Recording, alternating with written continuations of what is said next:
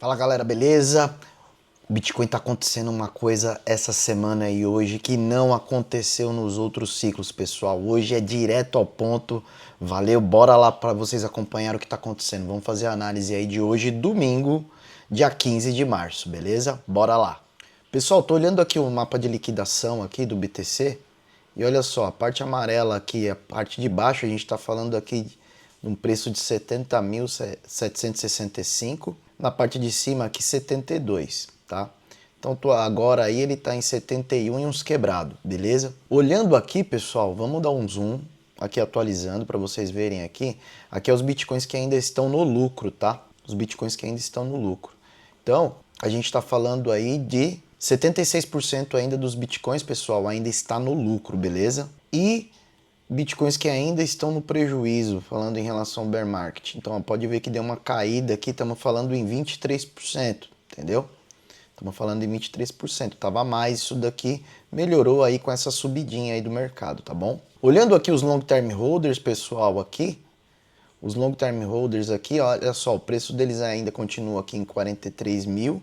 Eles estão aqui acumulando, vem acumulando aqui no decorrer do tempo, tá? E aqui o MVRV deles está aqui em 53, não, tá mais ainda, tá mais do que 53. Vamos dar um zoom aqui para ser mais assertivo. Tá com 1,60, eles estão com 60% de lucro, tá? Aí aqui, pessoal, falando do MVRV aqui, o Brand, olha só para vocês terem uma ideia, né? Aqui mais no geral. A gente está falando aqui que na média o mercado ainda tá com 32% aqui de lucro, entendeu? Falando aqui do MVRV Pricing Brand. Então, e aqui 68, aqui 69 mais ou menos, entendeu? Então, mas está acontecendo uma coisa diferente aqui que a gente tem que acompanhar muito de perto, que está diferente desse mercado, nesse ciclo aqui e que exclusivamente nessa semana, tá? Beleza? Aí olhando aqui para vocês terem uma ideia mais como que está posicionado o mercado hoje, falando dos short term holders, a gente tem 1,3 milhões de moedas aqui no lucro, tá? E 4,2 milhões de moedas ainda no prejuízo. E os long term holders 3,9 aqui em loss, né, no prejuízo, e aqui 10,78 aqui ainda no lucro, tá? E aí que olhando esse gráfico aqui, pessoal, olha só para você ver, a gente não teve uma capitulação forte aqui, olhando aqui o NUPL, né? Pode ver que aqui chegou a ficar no ponto aqui negativo no NUPL, não tivemos uma capitulação tão forte aqui ainda, tá? Então, a tese ainda continua a questão de bear market, mesmo com essa subida aí do mercado, tá? Olhando aqui no SOPR, pessoal, SOPR aqui, olha só para isso, dos long term holders, né? Menor que 1 e maior que 1.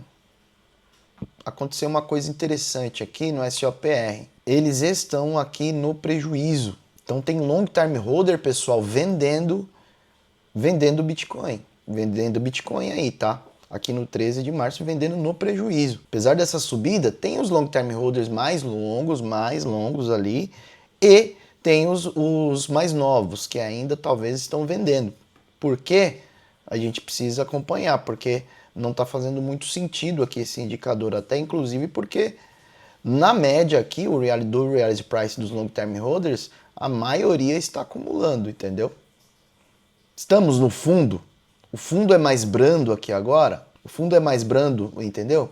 A gente precisa acompanhar, porque aqui foi muito mais fundo. Ó, chegou aqui em 0,41 das últimas vezes, entendeu? Eles venderam mais aqui, eles venderam mais. Então, temos que ficar de olho. Temos que ficar de olho aí para ver se a gente realmente chegou no fundo, tá? Uma coisa que é interessante, pessoal, é que uma análise que eu fiz temos o reality price em 54 mil, vou até voltar aqui. Temos o reality price em 54 mil, pessoal, mas a gente não pode desconsiderar a questão de moedas perdidas, entendeu?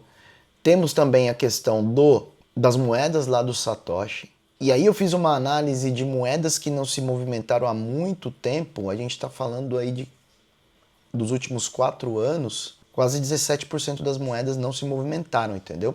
Então a gente tem que ficar bem de olho nisso daí, porque se isso daí for verídico, pessoal, isso daí distorce o preço do reality price, entendeu? Então a gente pode considerar que o preço médio, o reality price real mesmo, ele é um pouco acima. Ele é um pouco acima. Será se foi 60 mil? Eu fiz uns cálculos aqui, tava dando em torno de 64. Que casa, sabe com o quê? Casa com o topo anterior do último ciclo. Enfim, vamos voltar lá. Que casa com o último ciclo, entendeu? Importante a gente olhar isso. Hoje ele está em 54 mil dólares, tá? O último main price caiu aqui. Ele estava em 80 e poucos lá, em 80 e pouco. Caiu aqui. Que tecnicamente ele seria o preço médio real ali da rede, entendeu? Ele desconsidera aí moedas muito antigas, tá? Mas eu acredito que ele está ainda um pouco abaixo, porque não é claro a questão do tempo, de quanto tempo essas moedas estão paradas ali que o Truman Price considera. Porém, o preço médio está entre o Truman Price e o Reality Price, tá? Olhando a média do mercado, levando em consideração tanto os long term holders quanto os short term holders. Mas vamos lá para o gráfico. Esse vídeo de hoje aqui é bem mais rápido.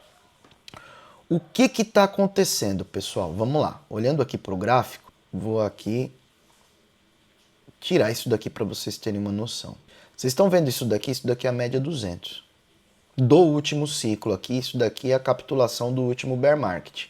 Aqui é a média 200. Ele perdeu a média 200. Quando ele perdeu a média 200, ele lateralizou, caiu mais aqui, teve mais capitulação. Quando ele superou a média de 200 aqui, pessoal, o mercado reverteu e voltou. Lógico, teve aqui uma lateralização, ele veio, retestou e depois voltou. Olhem o que está acontecendo essa semana. Olhem para isso. No semanal. Então nós tivemos aqui uma queda muito forte, sem sossego, veio aqui e caiu e agulhamos lá em 60 mil dólares. Então a gente perdeu aqui a média de 200.